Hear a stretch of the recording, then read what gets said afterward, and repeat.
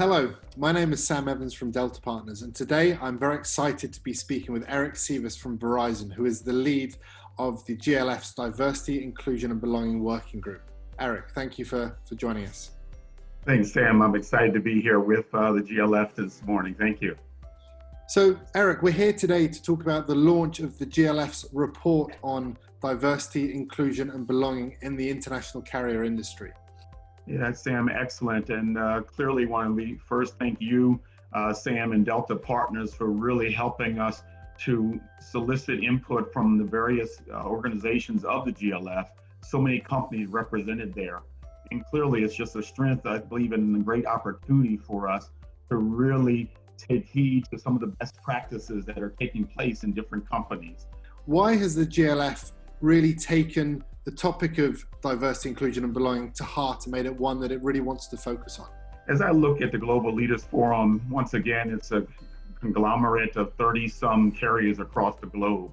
And what greater organization to leverage the fact that we represent the telecom industry across the globe and have the ability to really help with diversity and inclusion and make certain that we continue to make progress to keep it equitable in the workplace. Clearly, we know the gap is pronounced, particularly at the senior levels in corporate America.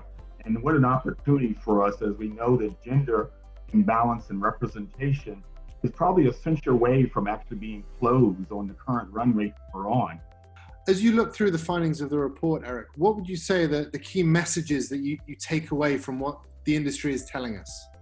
If we look at the reality of it, 85% of the GLF companies agreed that improving gender diversity has a positive commercial impact on the business. And, we are in a business and clearly trying to care for top and bottom line revenue production. And more we're seeing decision makers are females or getting more in the decision-making piece of many companies. And why aren't we taking this opportunity to leverage? And as I read through the white paper, just tremendous work being done by companies, whether it's standing up training and development, making certain that the investments are being made. Some of the information in there is CEO support.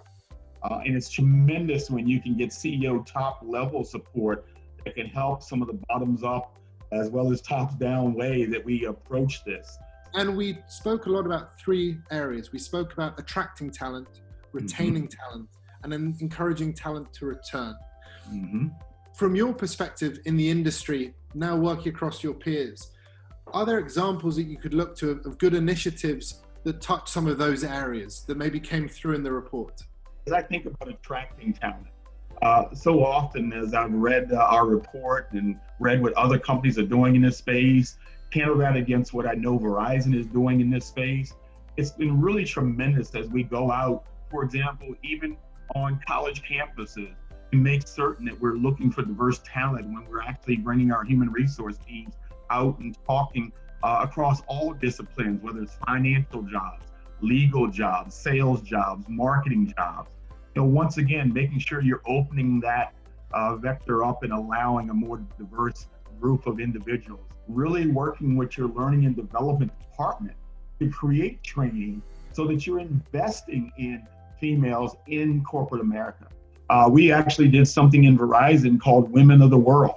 And we basically worked with our human resource department, put together a 6-month program where we trained on financial leadership, how we do people leadership, but taking the time, putting groups of what we call top talent females together to help be a support group, a buddy group, and a partnership group. But at the same time, we were smart that we know you don't do the journey by yourself by just having females in that leadership role. We brought males in to be a part of the conversation. And we think by having them part of the conversation, you increase the retention value. As we see even today changes where people are taking maternity leave, both male and female. And how do you care for that when folks are trying to get back into the work environment? Or in this current situation that we're evolving through, where there'll be some level of unemployment, and how we want to get to the back where we're lowering the unemployment. And therefore we find ways that we can help females return back into the workforce.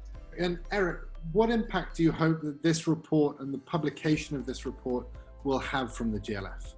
Yeah, what impact I hope that this report does, and the impact of the Global Leadership Forum in partnership with Delta partners here, is just the power of folks at leadership levels sitting around talking and brainstorming such that we can talk about what have been some of the best practices taking place in corporate America. We're going to give access to our senior vice presidents and presidents in Fortune 500 corporations that have done this type of work, and they're subject matter experts in their field, and hopefully be able to accelerate the change that we're all looking for, so that we can bend that curve even faster when we get more inclusive, diverse, and a belonging organization. Brilliant. Well, Eric, thank you very much for leading this initiative at the GLF and really moving the members forward and starting the conversation. I hope it's a very successful initiative for the GLF. And also thank you very much for your time today. Thank you so much, Sam, for your time today.